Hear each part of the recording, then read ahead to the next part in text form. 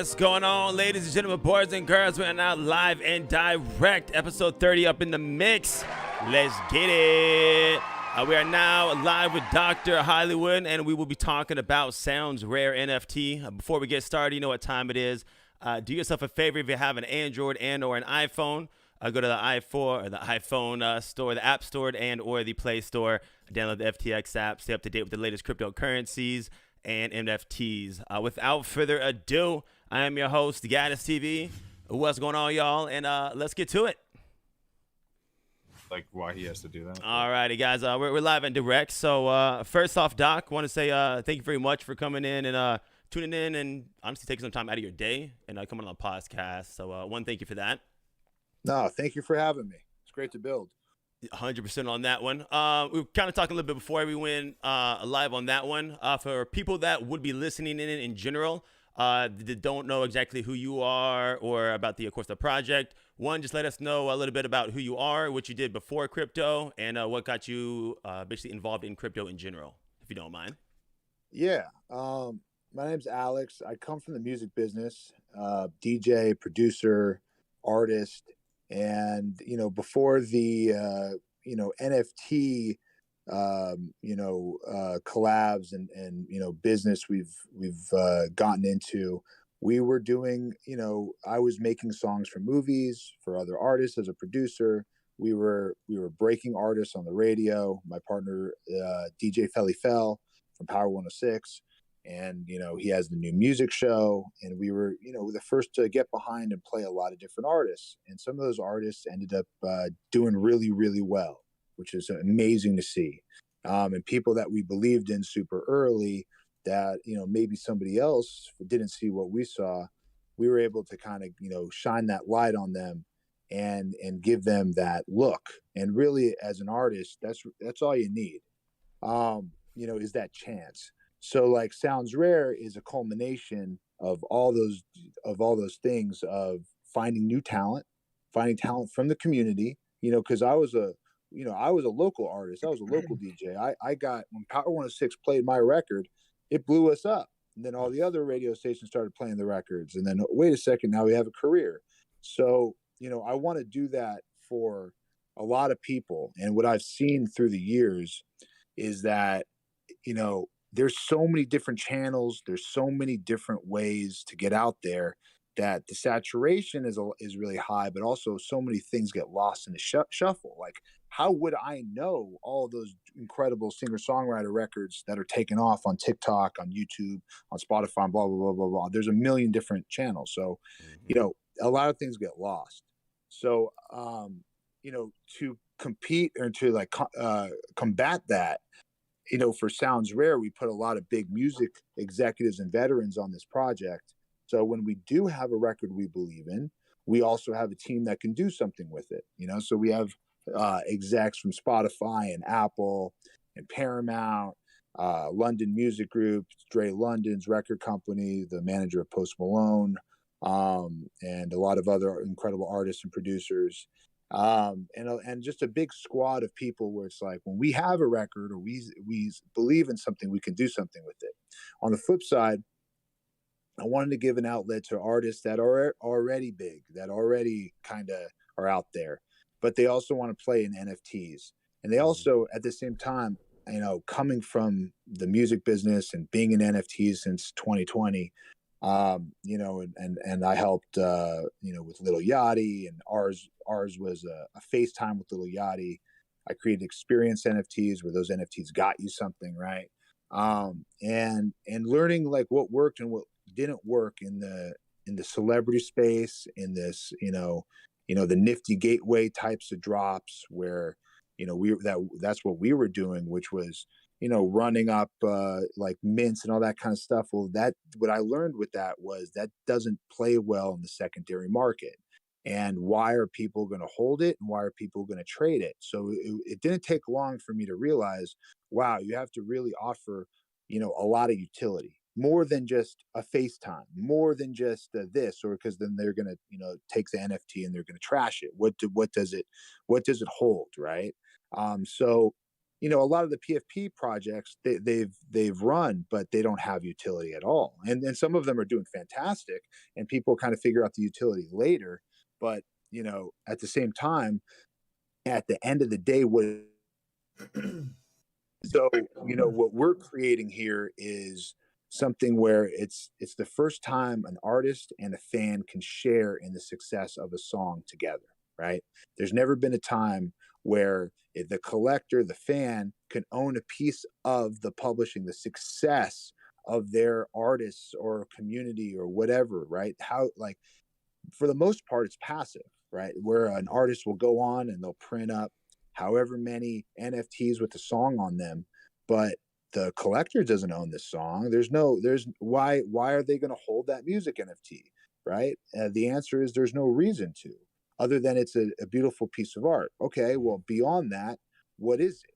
So if you're trying to sell anything more than that beautiful piece of art, I don't see it, So, and people can pretend like, oh, well, we're going to do this or we're going to do that. But like a video game, all right, well, a video game takes years to make, costs, tens of millions of dollars. Like, look at GTA, right?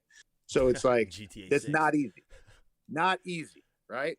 So what are these projects really getting you? Now, so I've aligned myself with guys like you that are in projects that have real utility, have real purpose, like ThugBirdz, right? Like the Gen Apes, like the Monk DAO, like real actual projects with teams, with community that are going to, make sure this thing doesn't sink, right? You got a lot of people on this boat, and we're here to make sure this boat, goes all the way across the Atlantic, right? And it's a rough fucking ride.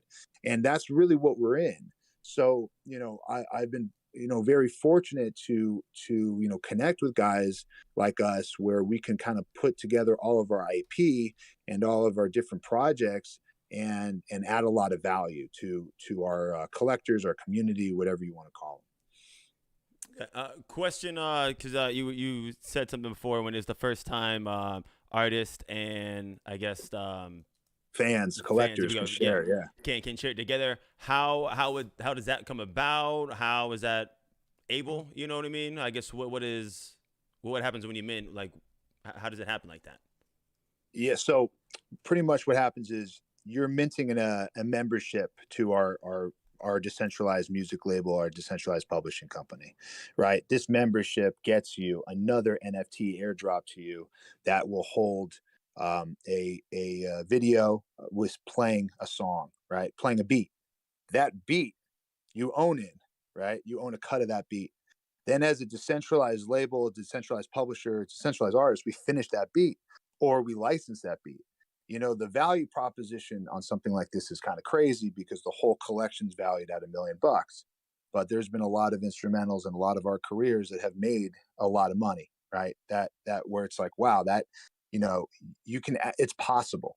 So what we're doing here is we're now not just doing one big song or whatever, we're doing hundreds, and we're giving this music and the ownership of this music to our collectors, to our community. And we also, what we're really creating is the experience NFT that I was so focused on. It's the experience of the music business, right? You're not investing in anything other than you're going to go along this music journey. You're going to get in as a novice, right? And you're going to leave like a Jimmy Iovine, right? You're going to know all the different sides of it, from the publishing. Well, you're going to also have to register to BMI. You're also going to have to register the songs with us. And as a decentralized publisher, we'll help you in that process, right? Just like your publishing company would if you had one, and we'll hold your hand in that process, right? Now you're registered. Now you own this song, right? Now what else? Well, what do we do with it? We share it. We share that song. We give it to YouTubers, creators, Well, now you own that song. That's how you start building these streams up. We finish them. We get vocals on them, right? We license them as much as we can. We put them on Spotify. We put them in Apple. We do as much as we can as a decentralized label for those songs. Some of those songs will have artists that you might recognize their voice, right? They might want to be anonymous because they might want to demo some records. Remember, like, the truth is an artist will record 50 to 100 songs for their album, right? for the most part, let's say, okay, ballpark. But how much are they keeping for their album? 15 songs, 20 songs? What happens to the other 30, 40, 50 songs? What happens to them, right? Well, the answer is nothing happens to them. But some of those songs should be big records. Somebody else could use those songs. Those songs are IP. They could be a hit. You could be sleeping on. Like a lot of hits have been slept on. Mm-hmm. Well, with us, you can test those demos, right? Now you can put them out to our community, see who likes them, right? If it gets a good reaction, now we can go through the steps of clearing those records. When you mean test, sorry to cut you off. Say like any type of beat, or just the particular beat, or I guess beat the NFT that you purchased, or is it like an index of different songs, stuff like that, or is it just like your NFT is this song? I guess how would one go about, I guess, viewing them, listening to them like that? Is there a way to do it that way? Well, so let's say you mint an NFT, you get airdropped a song, right? Mm-hmm. Now that song is that beat is yours, right? You own a piece of that beat, right? A few other holders will share in that beat, but it'll still be like 20% each, right? So that's 5 holders holding one beat. Sure. Now that beat might get a rapper on it, might get an artist on it, whatever. Then that song can then live on Spotify, Apple, YouTube, whatever it is. If we believe in that record, right? If we believe as a community, right?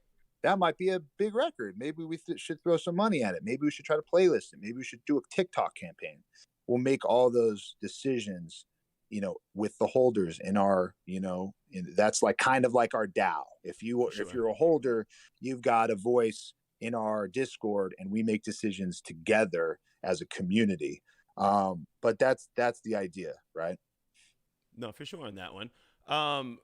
Question, because I'm sure some people are going to be wondering stuff like that. Realistically, ask the hard questions. Why are these people from Spotify, Apple, these big names, honestly teaming up with you and SoundsRare? Is it just y'all happen to know each other for a long times past, like you said, in the music industry that way, or I guess because I remember hearing you talking to a Twitter Spaces, and it makes sense with the SoundsRare. And correct me if I'm wrong, because I'm not in the music industry at all. But like for the most part, like I guess I don't know the proper word, if it's producers or labels or whatnot. But they own the likeness and the name of it. So like the voices, they can sing through it that way. What's to stop an Atlantic record or someone like that to, say, hey, yeah, we can't see you X, Y, and Z, but we got some new program that's going to run these analytical things, and it's you. I mean, thinking crazy far-fetched, but what are those type of things that y'all can overcome? We work with all of them, so we'll clear anything. So if it's an Atlantic Records artist, right, before we put that out on Spotify or Apple, we'll go through the regular clearances. The way we were able to get all those names is just like Atlantic Records. Those are friends of mine, right? That whole label was my label for a long time. And a lot of them are actual real friends, right? So just like at Spotify, those are, real friends of mine that are, jumping on this. Okay. And same thing at Apple. These are guys that are like me, that have been in the business for a long time, that are looking to, disrupt in a good way, which is give artists and, their teams a new way to monetize, a new asset class that they've never had before. So, everybody wants to do good for the music business. Everybody wins. So if it's, working with Hypnosis Songs Fund, or if it's working with a record company, we'll do all the clearances just like any other record company. It just so happens these decisions are being done by a decentralized organization, where it's not just one guy going, we're doing this. It's let's bring it to the Discord. Let's talk about it. Like, are we doing this? Are we going? You know what I mean? It's a community effort. I got you. No, 100%.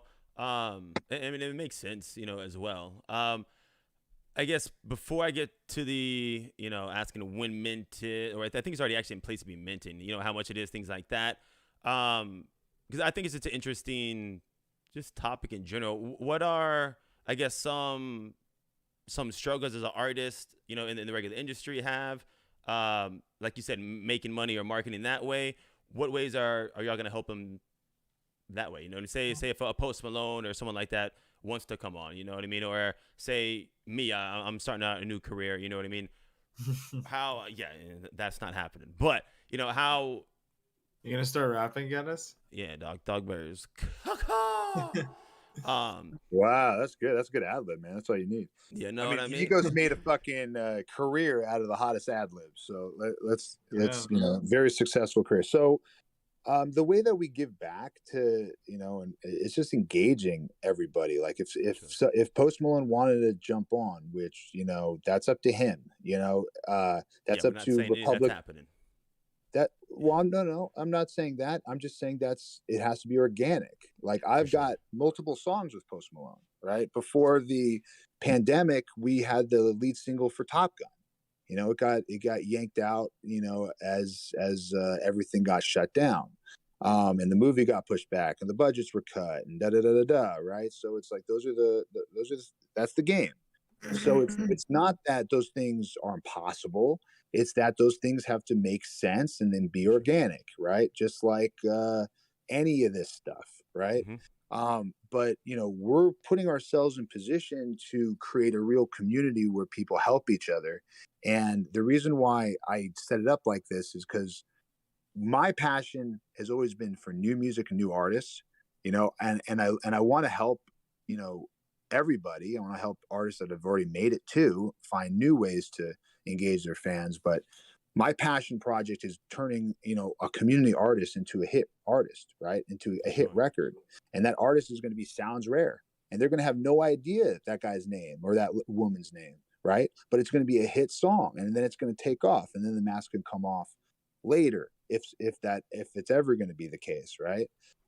Because there's some powerful thing about being an anonymous artist and crushing it. And you know what I mean? And having an avatar and being the rap Daft Punk or the R&B Daft Punk or whatever, right? There's something powerful there, because at the end of the day, no one's going to be like, how many Instagram followers does he have? How many streams does he have? It's just going to be like, yo, that record's dope. And it's got a whole community behind it, right? It's different. So it's like, see what I think is so beautiful here is that we've got you guys, we got the ThugBirdz. This is the easiest way to collaborate, right? Where it's like, first of all, artists from your community can be making songs, right, with us. We can be co-distributing these songs with Thug label and our SoundsRare Dre London Music Group label. No questions asked, easy, boom, collaboration, throw it up. All of a sudden now Thug labels is doing a partnership with London Music Group and and now it's like, wait a second, where did this come from? Right. And then there's some random fucking ad lib that says caw on that shit. Right. And it's just subtle, but it just like lives there. And it's not like, I'm not trying to do, and I love Timbaland and all that kind of stuff, but I saw the Bored Ape song. I'm really not trying to make NFT music or music like that for NFTs. Right. It's kind of like playing to the gallery or playing to the, I don't want everyone Did here. They make a song about NFTs? Yes. Oh, that's kind of cringy. That's what I'm saying. So, but I'm not going to cringy. And it was cool. Like when I made the ThugBirdz song, like as a joke, when like they were like 3 Soul and like we were just like a community of dummies, like all like liking these pictures basically. But like to come out and like be known for like rapping or like making songs about NFTs, to me that's just so like cringy now. And like I've turned down like so many other projects now. They're like, make a rap about it. I'm like, no, I hate that now. That's what will ruin it. So that's what'll ruin what we're doing. So like what we've got to do is be organic. Like everything. If they're doing a fucking caw ad lib, it's because they want to fucking do it and they're into it, right? Like they want that. But if they have to ask or like, you know what I mean? Or if you have to tell them, all right, you're going to say this and blah, blah, and then that shit's going to sound terrible. And that's what's going to happen. So we're trying to make real records, like real. And the only way to make a hit, I've been doing this for a long time, is to not try. Right. If you try to make a hit, you will never make a hit. Yeah. If it's effortless, all right? If it's absolutely effortless, just like the ThugBirdz, dog. Effortless. Okay, Nobody trying, everyone having fun. That's Yeah, how you make a hit. That's how you make a smash. 100%. Yeah, that's how it is. Our biggest theme in the DAO leadership is like never take yourself too seriously, and that's what I try and tell every like project that comes on. I'm just like, you can set all these official things up if you want, but like at the end of the day, it's just kind of like you can't take yourself too seriously, and you kind of got to let the community steer the boat to wherever it wants to go. You can't just try and force it. You know what I mean? It's kind of got to go where it's gonna go organically. Yeah, and I see like listen, we could all see through all the sponsorship NFT shills. It's very, very fucking transparent. You know, when an artist or a celebrity who don't give a fuck about NFTs all of a sudden, you know, starts being a NFT expert on you know what I mean? It's just like, all right, guys, you know, it's different when it's organic. Like the Wiz thing was organic. That shit was perfect and beautiful. Like how to recreate those few and far between moments where a guy like Will and a guy like Wiz genuinely, the whole squad genuinely, right, from producers to everyone around them fucks with the ThugBirdz. How do you create those organic moments, you know, with hitting the masses? And that's, you know, there's only one way to do it, and that's naturally. 100%. I agree. So with the bring it back to, I guess, is the soul on like the minting stuff. Is it y'all are already minting? Is that correct right now? When I guess did y'all start minting on that one, and then how much is it as well? So SoundsRare, this is the thing with SoundsRare. Like we didn't want to do all this marketing right outside the community. We wanted to make sure that everybody in the Solana ecosystem could really get in, you know, like slowly but surely. And this is a new project that nobody really is understands like the capabilities of a project like this, like what it can do, right? So so it's like a slow burn. They have to learn, like they have to talk to me. They have to go in our Discord. There's a whole music business question and answers. I literally answer every music business question in there. If you go in there, you can probably see 20 years of getting fucked over in all my different responses. Because I know how to protect us. And that's what I'm building here is I'm building something that protects everybody, you know, and then at the same time adds value to our members in our community. Like you guys are going to be owning records, like you're going to be owning songs. These songs are curated by guys like Dre London, by guys like me, by you know, guys like Tank God who produced Post Malone Rockstar. Like, you know, they're curated by all of our guys. So whatever is coming out, it's going to be dope. Whatever it is, it's going to be dope. And then now how do we elevate that? And then how do we take that and, you know, there, when you go, everything that Looks Rare Studio has, right, which is SoundsRare, Crypto Varus, which is going to be another project around weed that we're going to be launching called Best Buds. You know, everything that we're doing, right? It's how do we come together and make this bigger, right? How do we kind of like, you know, take what we got and then add what you got and really make this big bang explosion of, oh shit, they're doing that. Because guys, we could literally come out tomorrow with, you know, a few records. I got Razcast and I got Rich Rock, and I got dudes recording to records right now as we speak that I want to distribute it together. Like I want to be able to make that a collab, put those records out, you know, and they're going to not just be some random, you know, funny records about NFTs. They're going to be real cultural records, right? Yeah. You know, and that's what I'm hitting. I'm trying to make real cultural records from artists that are sick, artists that, you know, at the same time are willing to experiment at this, you know, and then artists like Trey Songz, who did that Twitter space with us and sold Big Brain, where we were just literally teaching his audience, right? If you saw he's got a very, you know, big diverse audience, which is really important to the NFT community because they've been left out of the economic equation. So like we actually have, you know, a duty to be very, you know, inclusive and to not be inclusive and to you know, usher them in and kind of like teach them how to get in, like get a Phantom wallet, like get an FTX account or a Coinbase account and give them some support with like they've got someone to talk to. Like here, you could DM me, ask me questions. Like we were literally walking people through how to do these NFTs, and I feel like we have a real responsibility to do that too.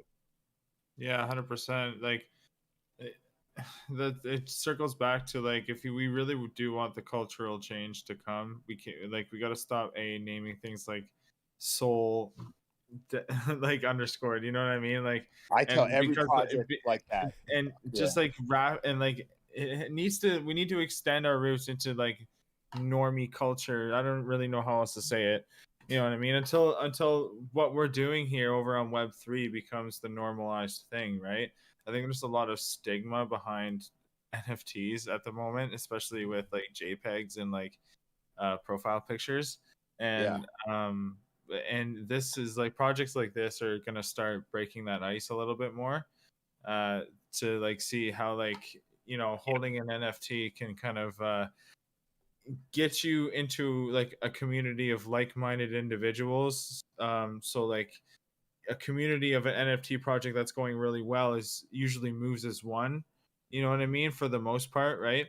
And I think normies need to understand that like it's not all about just like buying low and selling high, like trading like fungible coins and stuff like that. It's more of a they are a tradable medium, obviously, but so is rice and corn and but they're not watches. a financial investment, and they don't need to be looked at like that necessarily. Right. They need to be looked at exactly like what you're selling and what I'm selling, which is a community of like-minded individuals that you're capped. There's only 1,000 SoundsRare.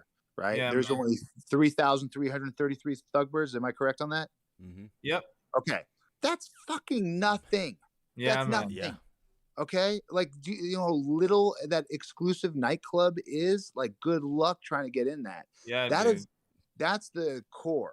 And then at the same time, we have these other utilities that you can throw in there that actually have this other type of monetary value. Yeah. And that's like another reason why I'm not shilling this or marketing this outside the community, because this is meant to be a project where I don't want any flippers. I don't want anyone to look at it like and when I tell everybody this, if you have to overextend yourself, this is a 5-soul project. Okay. And you get membership to music, and it's not going to stop at one song. Right. Yeah. Right. So this is a membership. If you have to spread yourself thin, please do not buy this. Please do not purchase this. If this is not financial advice, there's no reason for this thing to go up or down or whatever. This is volatile. You have to say all these different things and mean them, you're not buying this to make money, like straight up. This is not that. And that's how we're building a real community. Like, it made me so happy. Somebody was like talking about the floor price on one of our NFTs, and somebody in the community said, "We don't talk about floor price here," like straight up. Yeah, that's kind of like ThugBirdz. We don't really like that. It's irrelevant, really. It doesn't really matter. You know what I mean? It's just it is like it doesn't matter. It is what it is today. It might matter to people that like want to onboard into the community and stuff like that. Like, but it's not really a talking point at all. And like the DAO chat or like anywhere really, we don't really talk about price. It's kind of and like if it pumps, it's like whatever, you know what I mean? If it goes down, it's whatever.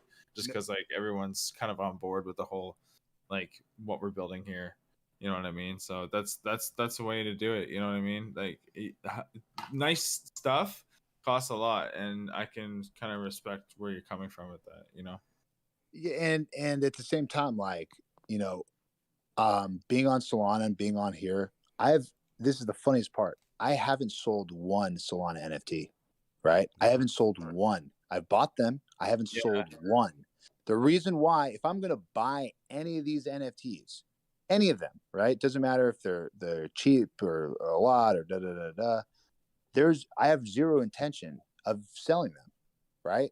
It's literally just for the experience of being in these, and learning and going, kind of being a part of this or whatever. Like if it just so happens some go up and it just so happens some go down. Right. and a lot of mine are going down. Who gives a fuck? They mostly go down right now. Okay, whatever. And there will be another day where that'll be the vice versa. But if you kind of look at it like, who the fuck cares? And if you invest like that, then you can't lose, because you're kind of playing with house money in that sense, where it's like, if you're not thinking about it, or if you're not making an investment in a sense, you're just like buying a sweatshirt, a hoodie, or you're buying that ticket to something. It's an event. And if you're looking at it like that, then that's the right way to look at it. If you're looking at it like, I'm going to buy this ticket so I could resell it on StubHub, it's like, good luck, bro, or good luck, So I'm more focused on like the projects that the community is like-minded like us, right? Like, just like your Discord's like our Discord. And bro, I see a lot of ThugBirdz in our Discord too, like popping back and forth, obviously, from you guys to us. Like, it's all this, a good, like, cream rises to the top and it attracts, honey attracts bees. We obviously are doing something right, and we're doing something special. And look, you got Wiz Khalifa coming, you got you got all these people. We got Trey Songz waking up going, holy shit, Solana is where it's at. Mm-hmm. It really is. It's the people's chain. I've been saying it since I onboarded. I used to trade NFTs on Ethereum, and I typed in gas.wtf, and then when you connect your wallet, it lets you see how much you've thrown into the Ethereum pit of hell. And mine was at like $5,000. So I was like, yeah, I'm not doing this anymore. Let's go somewhere else. So I looked at like Tezos and like Solana, and I just liked Solana because the NFT communities were a little like crazier and more to my liking. And it's the people's chain, and it's because your average person who's not rich yet is on it and using it every single day because the transactions are cheap and they're lightning fast, obviously. And for the most part, like, all the mints are sub 1 SOL for the profile pictures and like all the fun stuff that people like to like gamble on and shit like that, you know what I mean? So it is the people's chain. And like, if you're serious about if you got a little bit of dough lying around and you're looking to get into like a community like yours, like, it just makes sense, obviously, like, to put it on a chain like this, because like Ethereum is just not going to work really in the future until everything migrates to L2. Solana's just where it's at. Everyone's going to keep waking up one by one. But how about the block size of Ethereum? Because you can't change that. I don't know. I'm not a dev. I'm just a guy. I don't know. Idea.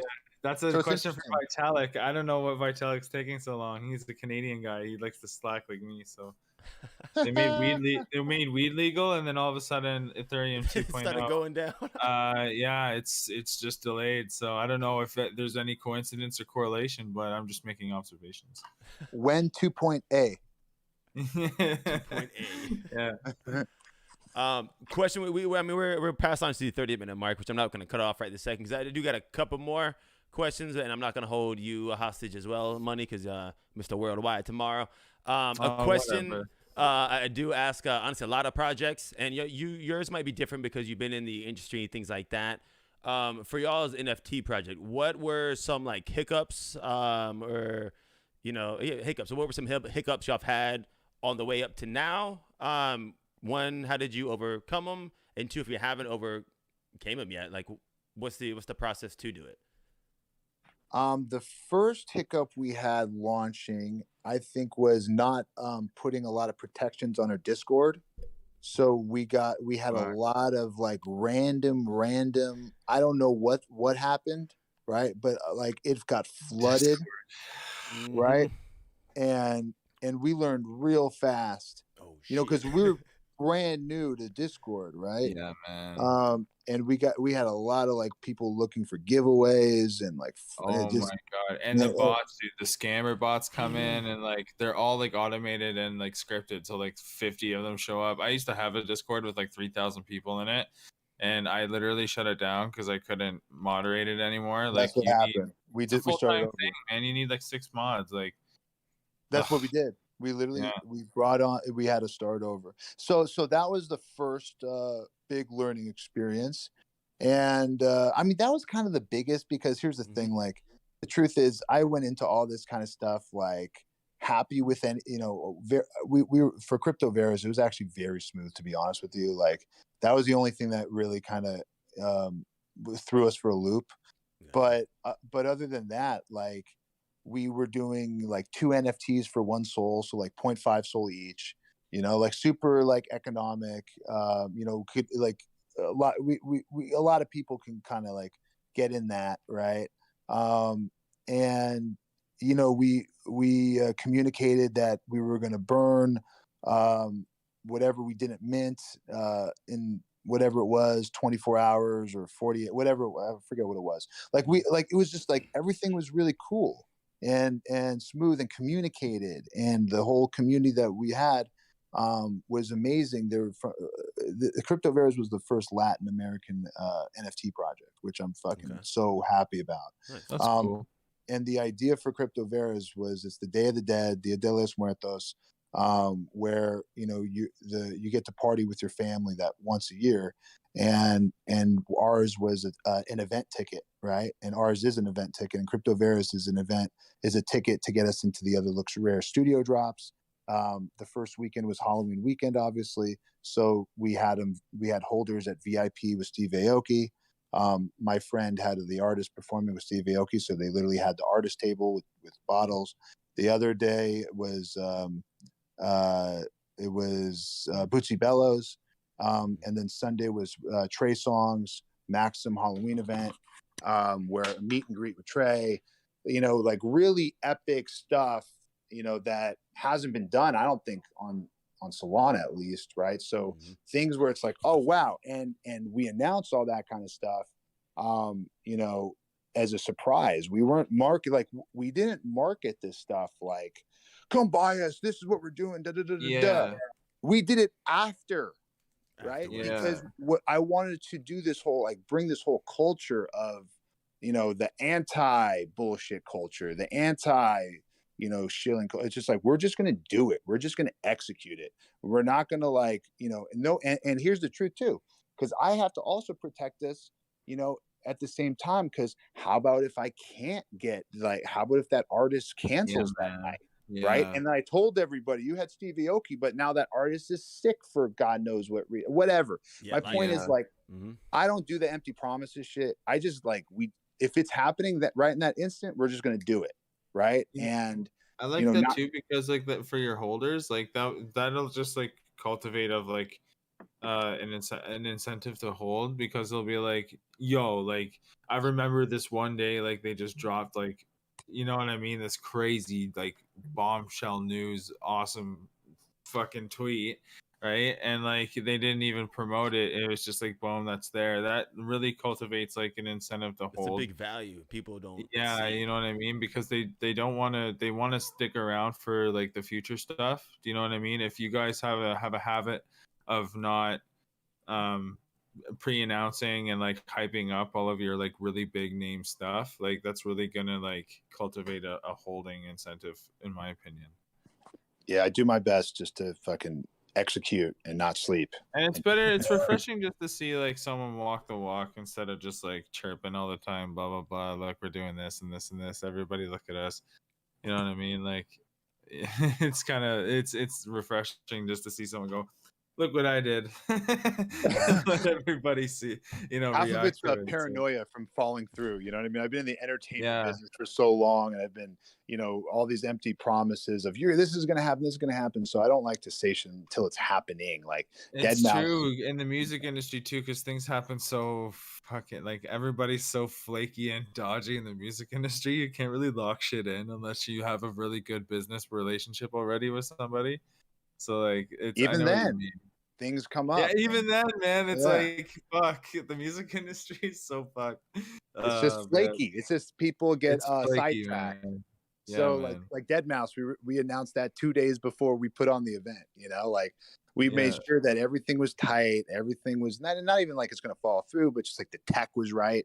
Like, we did live minting with Deadmau5. It's never been done before, right? Yeah, for sure. So we had to have we had our engineer there, we had a photographer there, we had Gregory Siff there, we have Dead Mouse DJing. All right, well, now we had to make sure this thing works. So we had our engineer go there 2 days before, practice it, and it's like, okay, this works. Now we're good to announce it. Now we can tell everyone.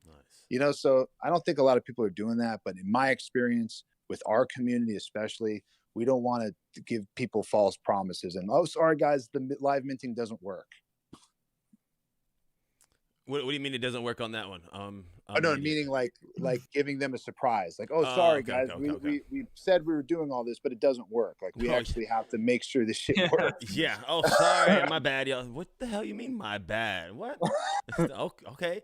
I guess the last couple on there, for projects that are coming into the Solana space, not necessarily for the music wise, just NFT projects in general. What are some, I guess, pointers or tips you would try to give those people coming into the space in general?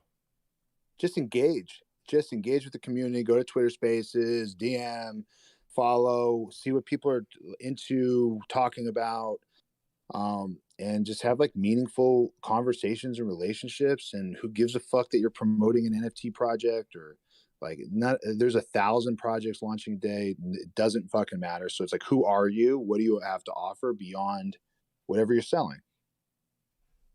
Hey, that's honestly kind of what a lot of people do say. It's more of just, reaching out and not be scared to ask. Because even in the past podcasts we've had, like the one thing it seems like almost everyone's always said is like the community in general is always down to help. And that throws some people off because it's like, hey, I want to help. It's like, wait, really? Like I'm not used to that part.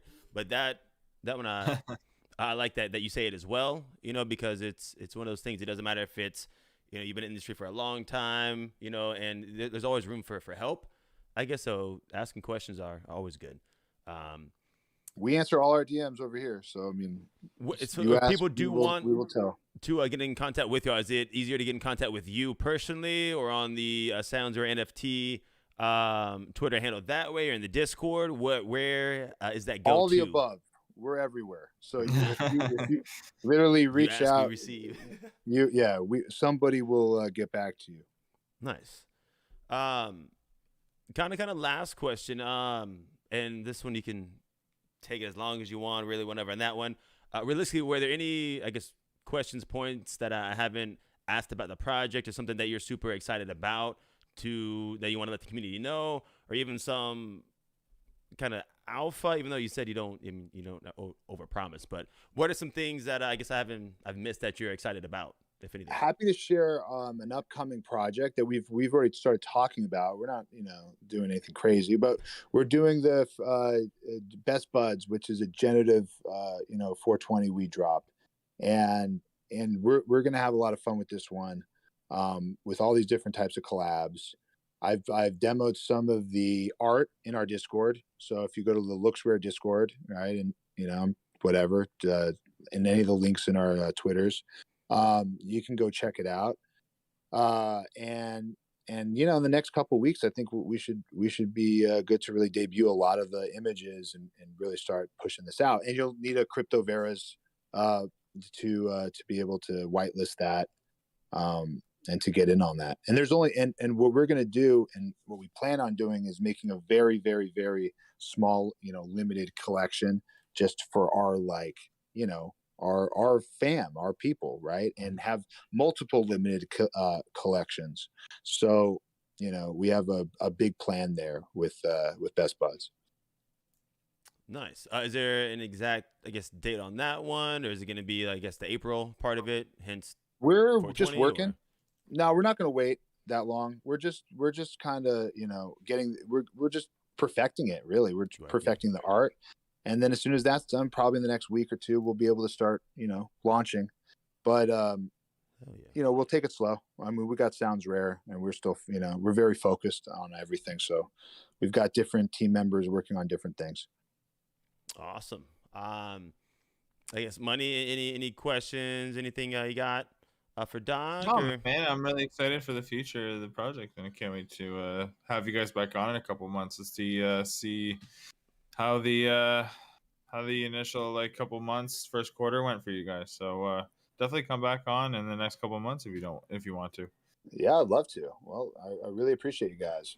And let's keep it going. And yeah, we'll definitely work in the future with the Thug label too. So can't wait to do that as well. Cannot wait. Stay there for a quick second. I'm gonna go ahead and end it up, but on that note, ladies and gentlemen, boys and girls, want to thank you very much for coming in, tuning in, showing some love. Again, shout out to Doc Hollywood and SoundsRare NFT. If you're not already, go ahead and hit them follow both on Dr. Hollywood and as well as SoundsRare NFT. Again, guys, thank you very much for coming in, tuning in, showing some love. If you're not already, hit the follow and subscribe on ThugBirdz on YouTube as well as Twitch. Till next time, y'all, stay fresh, stay clean, stay positive, stay caw-cawing, and let's get it, y'all.